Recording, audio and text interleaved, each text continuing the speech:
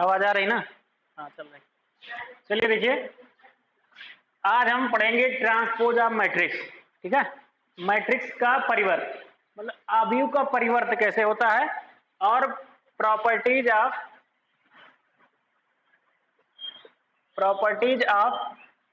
Transpose matrix, ये भी हमको पढ़ना है आज। यानी परिवर्त आव्यूह के गुणधर्म।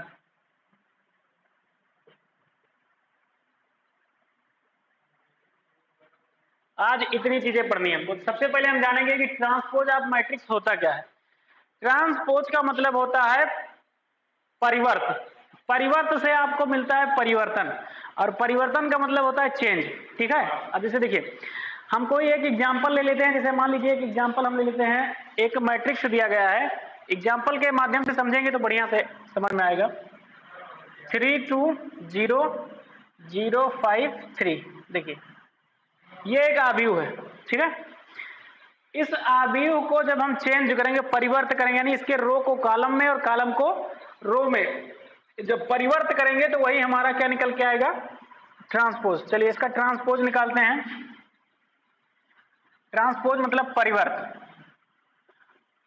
परिवर्त, चलिए इसका परिवर्त जो निकल के आएगा वो कुछ इस तरीके से निकल गया। देखिए, अब ये कैसे चेंज होगा? ये ऐसे हो जाएगा, ये पलट जाएगा। तो ये आपका पहला 3, फिर 2, फिर 0, उसके बाद फिर 0 5 और 3। ये क्या हो गया? इस ए का ये परिवर्त आव्यूह निकल के आ गया और इसको हम लिखेंगे ए डैश। यही होता है परिवर्त।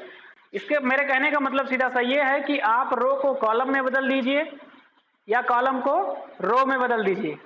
ठीक है, वही आपका क्या निकल के आ जाएगा?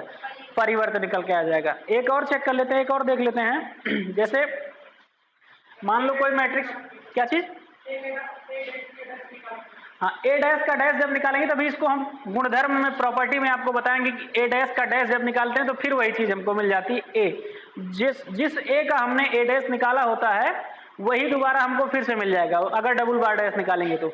एक और उदाहरण से इसको समझ लेते हैं। मान लेते हैं कोई उदाहरण ले लिया, मैंने ले लिया ए बराबर, एक मैट्रिक्स ए ले लिया, ये है 3 2 0 4 5 6 3 2 6। देखिए, यहाँ एक बात का विशेष ध्यान रहे कि आप जो कोटियां हैं वो नहीं चेंज होती हैं। ठीक है, कैसे नहीं चेंज होगी? देखिए यहाँ ये कितने का है? 2 क्रॉस 3 का है।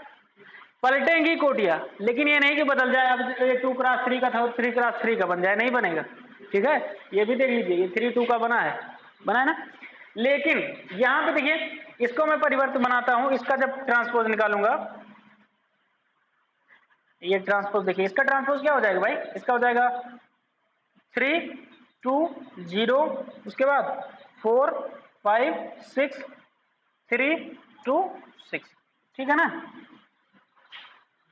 समझ में आ गई बात ना कैसे होता है? मतलब इसको देखिए, ये क्या है? ये क्या होता है भाई? स्तंभ है ना। ये स्तंभ इधर कहां पे चला आया? पंक्ति में। ठीक है, यानी ये आपका क्या बन गया? रो। और ये क्या था? कॉलम। ठीक है, ये आपका कॉलम था और यहां किस में आ गया? रो में। फिर ये देखिए, ये क्या है? ये भी कॉलम है। देखिए, ये फर्स्ट था और ये सेकंड, और ये वाला आपका कौन सा हो गया? थर्ड कॉलम हो गया। तो ये आपका फर्स्ट सेकंड रो हो गया और ये थर्ड रो। ये R1 हो गया, ये R2 हो गया और ये R3 हो गया, और ये आपका C1 C2 और C3 हो गया। ठीक है ना, समझ में आ गया ना? अब हमको ये चीज पता चल गई कि हम परिवर्त कैसे निकालते हैं। यानी पहले रो को नहीं, पहले कॉलम को पहले रो में, दूसरे कॉलम को दूसरे रो में और तीसरे कॉलम को तीसरे रो में परिवर्तन कर देते हैं। उसके बाद हमको ट्रांसपोज मैट्रिक्स प्राप्त हो जाता है। अब देखिए, नोट करना है, इसको नोट करना है, जल्दी से नोट करो, तुरंत नोट करो जल्दी से। नहीं रुकेगा नहीं, वो चलता रहेगा, ऐसे स्टॉप हो जाती है वीडियो।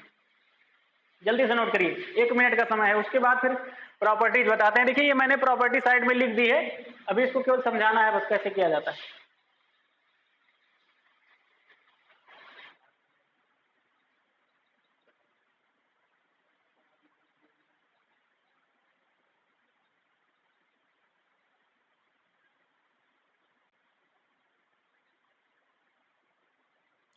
थोड़ा जल्दी से नोट करिए।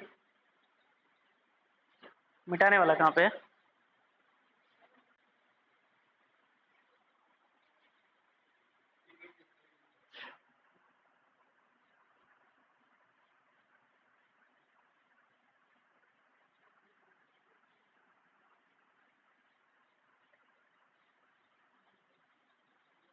मिटाया नीचे का?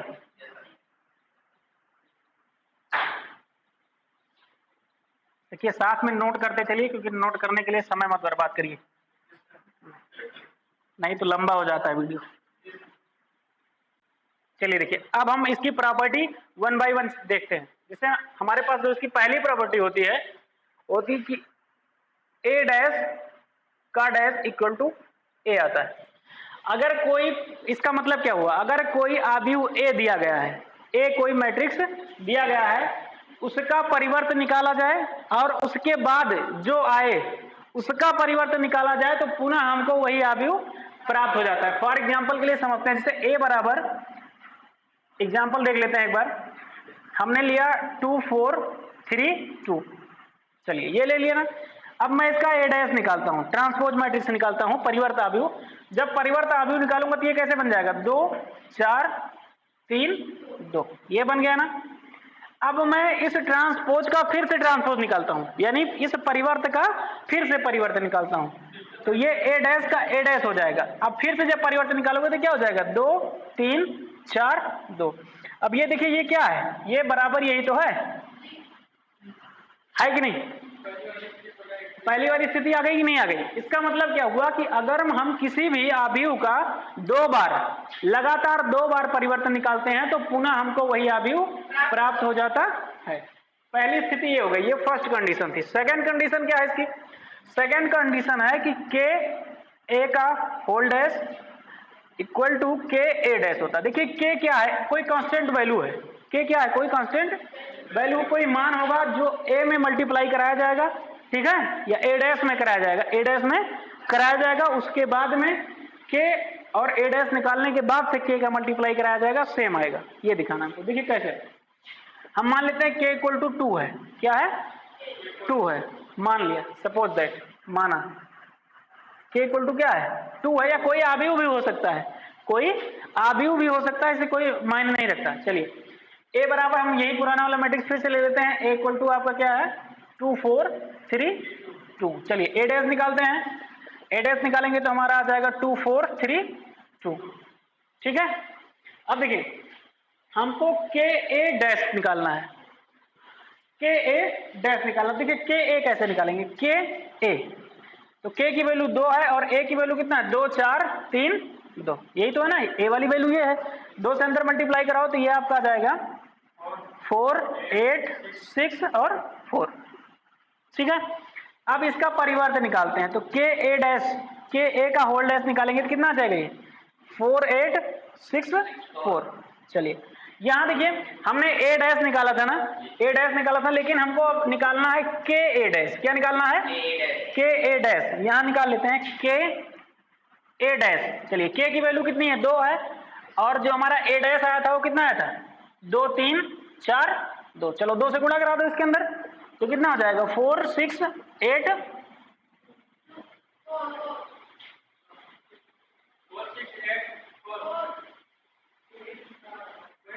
ये क्या है, तो भाई 2 3 4 2, अच्छा ये, हाँ ठीक है, 6 के बाद ये 4। मेरी नजर यहाँ पड़ रही थी ये कैसे उल्टा आ रहा है, लेकिन सही है। देखिए हमको ये निकालना था, ये और ये दोनों बराबर हो गया, हुआ कि नहीं?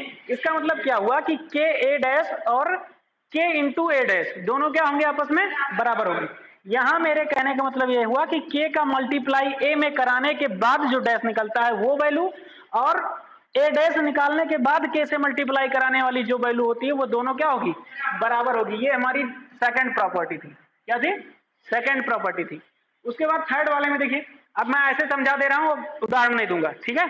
अब 2 उदाहरण हो गया है, अब आप ऐसे समझदार हैं, समझिए इसको। देखिए ए प्लस बी का डैश और ये ए डैश प्लस बी डैश। देखिए मेरे कहने का मतलब क्या है, अभी यही वाले पे आ जाइए। अगर मल्टीप्लाई पे ये रूल फॉलो कर रहा है तो ऐड पे जरूर फॉलो करेगा, ठीक है। जोड़ पे ये जरूर फॉलो करेगा। देखिए यहाँ अगर मैं एक एक वैल्यू दोनों के लिए लेता हूं, एक एक वैल्यू, तो एक मान लो एक मैट्रिक्स ले लिया, बी एक मैट्रिक्स ले लिया, दोनों को जोड़ने के बाद परिवर्तन निकाला, तो जो आएगा वही ए का परिवर्तन और बी का परिवर्तन निकालने के बाद जोड़ेंगे तब आएगा। चलिए देखिए समझ लेते हैं इसको। इधर नोट किए हो ना, क्यों हाथ पे हाथ रख के बैठे हो, जल्दी से नोट करो भाई, फटाफट नोट करते चलिए साथ में, जल्दी से नोट करिए। 2 प्रॉपर्टी आपकी बची हैं बस, नोट करते रहा करो, साथ में समझते रहो, नोट करते रहो, थोड़ा स्टैंडर्ड पकड़ो।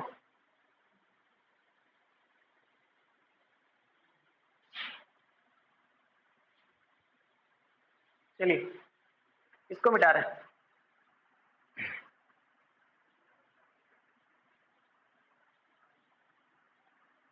चलिए देखते हैं। थर्ड नंबर प्रॉपर्टी जो हमारी है वो है आपकी A plus B dash equal to A dash plus B dash. चलिए हम मान लेते हैं, माना एग्जांपल लेते हैं, एक माना ए इक्वल टू एक मैट्रिक्स दिया गया है 3 1 4 2 और बी इक्वल टू एक मैट्रिक्स दिया गया है 4 3 2 4।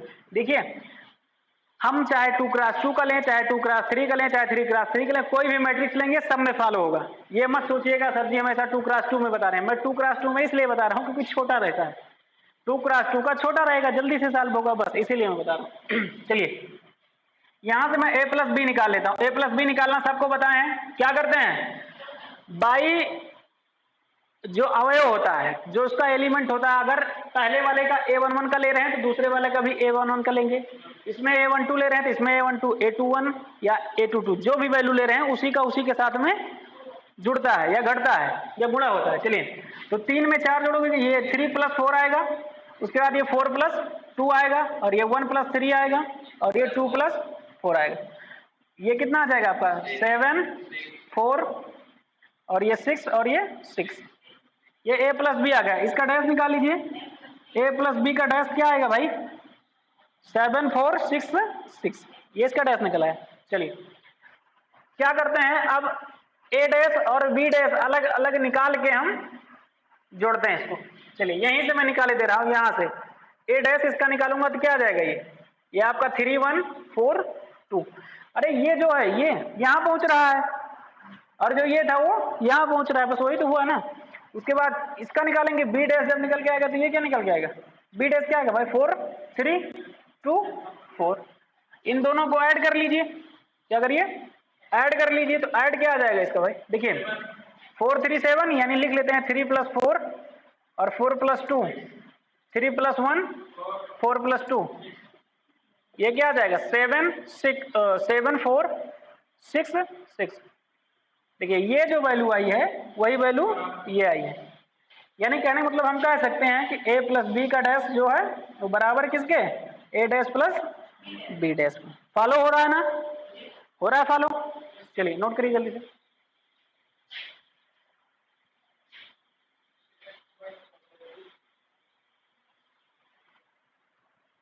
इसको मिटा लेते हैं, क्यों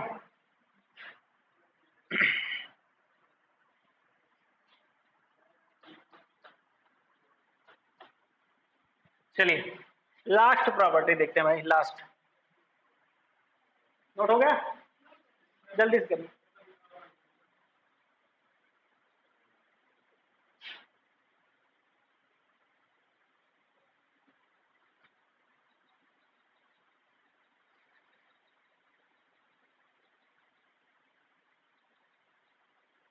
थोड़ा जल्दी जल्दी नोट करिए, ठीक है।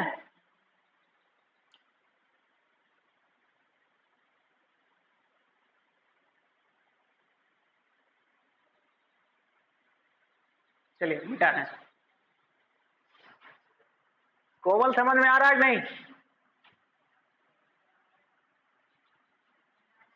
अरे नाम लेने से कुछ नहीं होता है, तुम्हारा भी नाम ले लिया जाए क्या है? नहीं हरिओम चौरसिया क्यों, बहुत परेशान हो नाम लेने के लिए तो। चलिए लास्ट नंबर 4 पे देखिए, 4 नंबर जो प्रॉपर्टी है हमारी वो आपकी ए बी का dash equal to A dash और बी डैश। देखिए यहाँ पे फिर हम दो मैट्रिक्स लेते हैं। चलिए एग्जाम्पल इसका देखते हैं। माना A इक्वल टू 2 3 4 2 और B इक्वल टू 3 1 4 2। चलिए अब यहाँ से हम पहले AB निकालते हैं। क्या निकालते हैं? AB कैसे निकालते हैं भाई? मल्टीप्लाइज का सबको बताएं हैं, बताएं नहीं? पता है सबको? चलिए मल्टीप्लाई कराइए। कैसे मल्टीप्लाई करते हैं? पहले का रो लेंगे और दूसरे का कॉलम। तो 2 इंटू 3 प्लस 4 इंटू 1। उसके बाद फिर इसको लेकर के इसमें कराएंगे तो 2 इंटू 4 प्लस 4 इंटू 2। फिर ये वाला लेंगे 3 इंटू 3 प्लस 2 इंटू 1। फिर 3 इंटू 4 प्लस, देखिए एक बार समझ लीजिए कैसे हुआ है। इस 2 से पहले 3 में मल्टीप्लाई तो 2 इंटू 3 हुआ, फिर इस 4 से 1 में मल्टीप्लाई फिर 4 इंटू 1 हुआ। क्या हो गया? लाइट। चलिए ठीक, कोई दिक्कत नहीं। उसके बाद क्या हुआ? फिर इस 2 से 4 में मल्टीप्लाई कराया तो 2 इंटू 4 हुआ, फिर इस 4 से किसमें कराया? 2 में कराया तो 4 इंटू 2 हुआ। फिर इस 3 से 3 में कराया तो 3 इंटू 3 हुआ, प्लस फिर 2 से 1 में कराया तो 2 इंटू 1 हुआ, फिर 3 से 4 में कराया 3 इंटू 4 हुआ, 2 से 2 में कराया 2 इंटू 2 हो गया। चलिए इसको हल कर लीजिए। ये टोटल कितना आएगा? 2 तिहाई 6 और 4 10, 3 तरीका 9 2 11 और 4 दूनी 8 और 4 दूनी 8 8 8 16, 4 तिहाई 12, 2 दूनी 4 12 4 16। ये आपका बन गया AB। क्या बन गया? ये 2 तिहाई 6 4 10 हो गया ना, 10 ही होगा भाई। चलिए इसका डैश निकाल लेते हैं। तो इसका जब डैश निकालेंगे यानी AB डैश पूरे का, तो ये क्या आ जाएगा? ये आ जाएगा 10 11 और 16 16। ये क्या गया? AB का डैश। चलिए अब देखिए मैं इसका डैश पहले निकालता हूं दूसरी चीज के लिए। तो A डैश इसका जब निकालोगे तो ये कितना आ जाएगा? 2 3 4 2। उसके बाद इसका B डैश निकालो, ये कितना आ जाएगा भाई? 3 1 4 2। अब इन दोनों को मल्टीप्लाई करा लो। क्या कराओ? इन दोनों को मल्टीप्लाई करा लो। तो इन दोनों का मल्टीप्लाई मैं यहां कराता हूं, 2 4 3 2। वही मेथड रहेगा जो पहले वाला था हमारा, 3 4 1 2। मेथड वही रहेगा, ठीक है, कोई चेंजेस नहीं आएगी। चलिए हल करते हैं इसको। तो 2 से 3 में कराओगे तो 2 इंटू 3 फिर 3 इंटू 4, ठीक है। उसके बाद 2 इंटू 1 फिर, एक मिनट गलत हो गया भाई, यहाँ से कराएंगे ना, पहले इससे इसमें कराया और फिर इससे इसमें कराएंगे। तो 2 इंटू 1 प्लस 3 इंटू 2, फिर 4 इंटू 3 प्लस 2 इंटू 4, फिर 4 इंटू 1 प्लस 2 इंटू, चलिए ये कितना आएगा? 2 तिहाई 6 और 3 चौक 12, 12 6 18। 18 तो किसी में आ ही नहीं रहा है, कैसे ज्यादा होगा भाई? 2 तिहाई 6 3 चौक 12 सही लिखा है ना? उधर देखो 3 1 4 2, कहीं कुछ गड़बड़ निकल आया भाई। ये देखो यहाँ गड़बड़, 2 3 4 2 नहीं, वो भी सही है। ए भी यहाँ देखिए, यहाँ पे तो नहीं कुछ मिस्टेक हो रही, कहाँ गड़बड़ी हो गई भाई? इसको मल्टीप्लाई कराओ, 2 तिहाई 6 और 4 एकम 4 6 4 10, ठीक है। और उसके बाद फिर से कराओ 2 चौको 8, 4 दूनी 8 8 8 16, ये भी ठीक है। 3 तिरिका 9 और 2 एकम 2 9 2 11, ये भी सही है। 3 चौक 12 और 2 दूनी 4 12 4 16, ये भी ठीक है। तो यहाँ क्यों गड़बड़ा रहा भाई?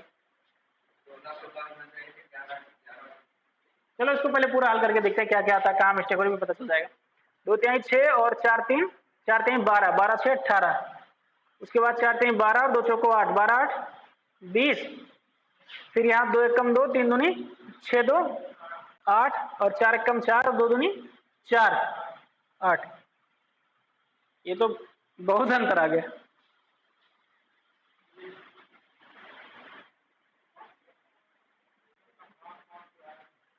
हाफ हाफ सबका आ गया है, हाफ हाफ किसी का नहीं है। इसमें फिर से एक बार इसको हल करके देखते हैं भाई।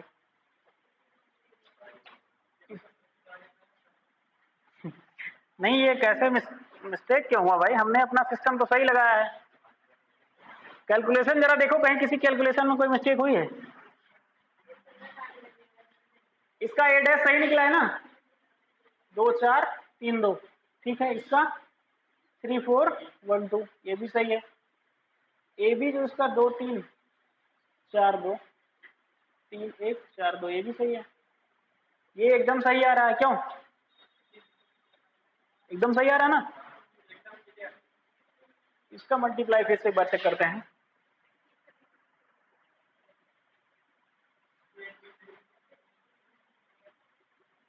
थ्री इंटू 4 ही तो आएगा।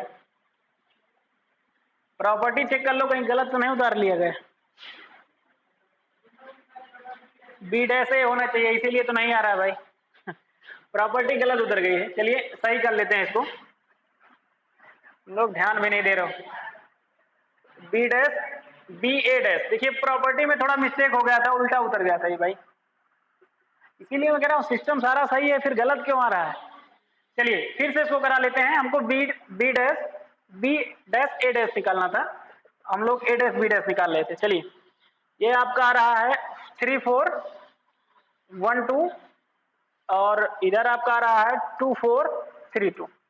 देखिए गलत नहीं आएगा, गलत नहीं आएगा, क्योंकि ये अगर प्रॉपर्टी में इक्वल दे रहा है तो यहाँ इक्वल आएगा, एकदम कंफर्म है। चलिए ये 3 2 जा 6 प्लस 3, नहीं ये 4 क्या आएगा, 3 2 जा 6 और 1 4 जा 4। उसके बाद 3 3 जा 9 प्लस 2, उसके बाद यहाँ करोगे तो 4 2 जा 8 और प्लस 2 4 जा 8, फिर 4 3 जा 12 और 2 2 जा 4। चलिए ये आपका 6 4 10 8 8 16 9 2 11 12 4 16। देखिए आ गया कि नहीं सेम? ये आया कि नहीं आया? हाँ ठीक भाई, ध्यान दीजिए क्योंकि प्रॉपर्टी गलत होने की वजह से थोड़ा सा डिस्टर्बेंस हो गया। चलिए ये चारों चीजें आपकी समझ में आ गई होगी विदाउट, फिर से समझ लीजिए एक बार। अगर किसी मैट्रिक्स का हम 2 बार परिवर्तन निकालते हैं तो वही पहले वाला मैट्रिक्स हमको मिल जाता है। दूसरी चीज, अगर किसी मैट्रिक्स किसी आव्यूह में किसी भी संख्या से गुणा कराते हैं और गुणा कराने के बाद उसका मैट्रिक्स निकालते हैं, और गुणा कराने के पहले के मैट्रिक्स निकालने के बाद, ट्रांसपोज मैट्रिक्स निकालने के बाद अगर उसमें गुणा कराते हैं तो दोनों आपस में क्या होता है, बराबर आ जाता है। अगर 2 अवयवों को जोड़ करके हम मैट्रिक्स ट्रांसपोज निकालते हैं तो जो वैल्यू आती है वही वैल्यू पहले ट्रांसपोज निकाल के जोड़ने पर जो आएगी वही उसके बराबर आती है, सेम आती है। मतलब कि ट्रांसपोज निकाल के जोड़िए और चाहे दोनों जोड़ के ट्रांसपोज निकालिए, दोनों का मान एक जैसा आएगा। उसके बाद क्या है, चाहे हमारे पास अगर 2 अवयव हैं तो हम दोनों को एक साथ गुणा करके ट्रांसपोज मैट्रिक्स निकालें, चाहे दोनों का अलग अलग ट्रांसपोज मैट्रिक्स निकाल के उसको गुणा कर दे, दोनों की वैल्यू आपस में क्या होगी, बराबर होगी। यही हमारी 4 क्या थी, प्रॉपर्टीज थी। अब नेक्स्ट टॉपिक इसमें जो आता है वो आपका आता है symmetric and skew symmetric matrix, ठीक है, सममित और विषम सममित आव्यूह। चलिए तो ये सममित और विषम सममित आव्यूह जो है इसको हम कल पढ़ते हैं, ठीक है।